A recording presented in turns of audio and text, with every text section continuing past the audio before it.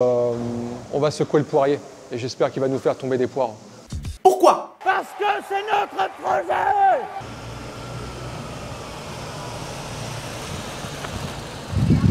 Mais Guillaume, frérot de No Sense, comment allez-vous? ça va, qu'est-ce que tu fais là? Je suis en train de chercher le nouveau Benoît Saint-Denis, vous l'avez vu? Non, pas du tout. Pas du Vas-y, tout. monte, on va le chercher ensemble. Vas-y, pas de soucis, j'arrive.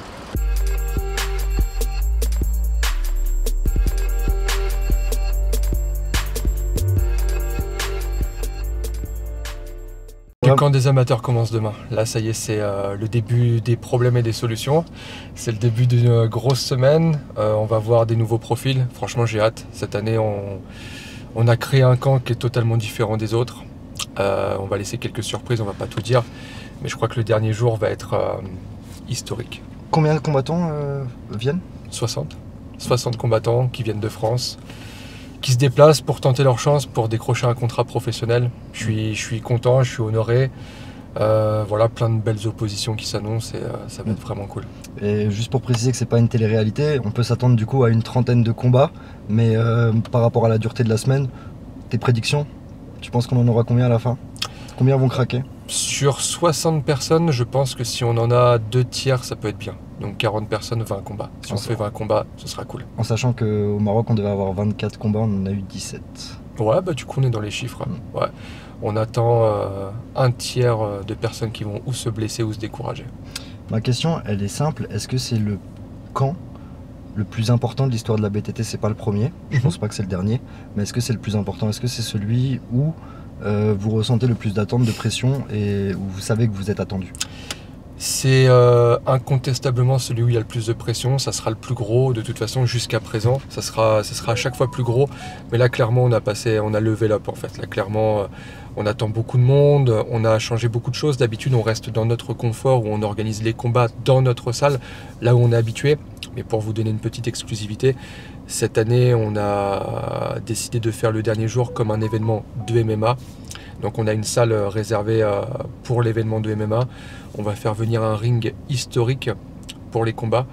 Les jeunes vont pouvoir s'affronter dans un ring dans lequel il y a eu Rockhold, Artem Lobov, Mike Perry, Marianne Dimitrov, récemment signé au PFL. Ouais, exactement. Très belle signature d'ailleurs. J'avais plus de batterie, mais on est de retour dans la salle où Benoît est en train de faire sa prépa physique. Tu travailles trop, c'est pour ça. Exactement. Du coup, la question que je te posais juste avant de plus avoir de batterie, c'était est-ce que Benoît sera présent au camp pour te donner un coup de main aux amateurs? On sait qu'il a déjà été coach par le passé. Et est-ce que tu penses que ça va mettre une pression supplémentaire aux candidats? Évidemment, alors déjà c'est très bien de le noter, c'est vrai que Benoît était un coach lors d'une saison du The Ultimate Fighter. Ce qu'on a fait les années précédentes, c'est la saison entre Benoît Saint-Denis et Moustapha Ida, je me rappelle très bien. Très belle saison d'ailleurs. Oui, magnifique film. Le film qui était incroyable, c'est vrai. Très très très beau film. Bien sûr, Benoît est là, ils vont se croiser avec les amateurs.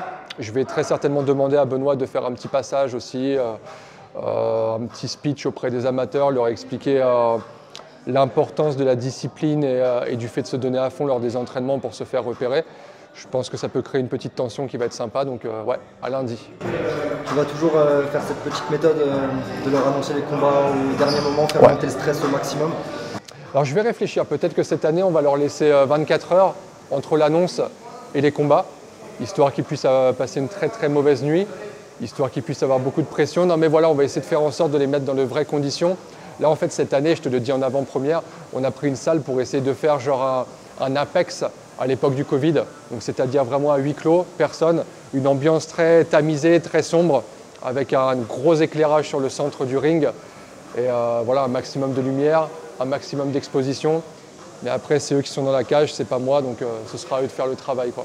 Tu veux des finishes, parce que l'année dernière, quand on était au Maroc, c'est vrai qu'il y avait des très beaux combats. Ouais, mais très peu de finish. Mais très peu de finish. Ouais. Est-ce que tu as un petit message quand même à faire passer aux candidats sur l'engagement qu'ils doivent mettre s'ils veulent gagner ce contrat? C'est très simple, le finish, ça fait partie des critères de recrutement. On a besoin de gars méchants, on a besoin de mecs qui viennent, qui ne calculent pas, qui marchent sur les autres. Donc voilà, il faut prouver encore une fois. Et le meilleur moyen de prouver, c'est au moment du combat. Et par rapport à juste petit aparté, pour donner un petit peu de croustillant aux fans, il est comment Benoît là, à un mois du combat? Il est vraiment bien. Je suis vraiment très surpris de voir à quel point le MMA de Benoît Saint-Denis a évolué. C'est vrai que nous, on n'a pas la chance de se voir toutes les semaines avec Benoît. On se voit lorsqu'il vient en Bulgarie, qu'il fait ses camps d'entraînement, etc. Et là, clairement, entre le Benoît d'il y a quelques mois et celui que j'ai vu encore hier à l'entraînement, il y a vraiment une très grosse marge de progression et ça, c'est vraiment de très bon augure pour la suite. La fin est qu'on va secouer le poirier et j'espère qu'il va nous faire tomber des poires. T'es belle celle-là, putain de merde. No. Axel Alfandari hier m'a dit c'est son sparring partner. Je crois que c'est un combattant ultime. Benoît, aujourd'hui, sait tout faire. C'est-à-dire que maintenant, il strike. Franchement, c'était impressionnant. Moi, ce que j'ai vu hier, c'était impressionnant. On a fait du MMA, mais aujourd'hui, il a acquis le vice du Muay Thai de Daniel Voirin, son entraîneur. Aujourd'hui, je ne peux pas en dire trop, mais bon, il n'y a aucun problème à dire que dans son jeu, il y a beaucoup de genoux qui rentrent, il y a beaucoup de coudes qui rentrent. Vraiment, ça devient un vrai combattant complet. En fait, aujourd'hui, on n'a plus de limites, on n'a plus de ligne directrice, comme quoi il faut qu'on fasse ceci ou cela pendant le combat. Il est capable d'aller partout. Donc, allons partout. Vous vous sentez capable, par exemple, d'éteindre avec ses poings ou ses jambes un Dustin Poirier? Bien sûr. Alors moi, j'aime pas trop le terme favori parce que je trouve qu'on se porte le mauvais œil en fait en tant que favori. Donc c'est vrai que d'après les pronostiqueurs, oui, il serait favori dans ce combat. Maintenant, nous, on reste très modeste. On y va pour faire une guerre. La guerre, elle se fait avec des armes bien précises. Mais aujourd'hui, Benoît, il a des armes qu'il n'avait pas à l'époque. Aujourd'hui, pour répondre à ta question, il est capable de tout faire. Et on y va sans complexe et on y va, comme je te le disais lors de la question précédente, on n'y va pas dans le but de faire ceci ou cela. C'est-à-dire qu'aujourd'hui, on peut tout prendre. Donc en fait, on y va. On va voir comment va se passer le combat dans le début. Les échanges des premières minutes et en fonction de ça on va aviser, c'est-à-dire qu'aujourd'hui Benoît il peut rester sans complexe en face de Dustin Poirier, de boxer avec lui sans avoir la crainte de se faire éteindre ou quoi que ce soit. Benoît il peut tout faire, s'il faut le lutter il va le lutter, s'il faut l'emmener au sol il va l'emmener au sol, voilà, mais on y va dans le but de faire du MMA. Un dernier mot pour les amateurs qui arrivent demain? Ok, alors messieurs les amateurs, là vous avez une semaine pour vous montrer, pour vous démarquer des autres. Et le dimanche, vous avez une opportunité exceptionnelle de montrer qui vous êtes. Alors venez et montrez. Bonne chance.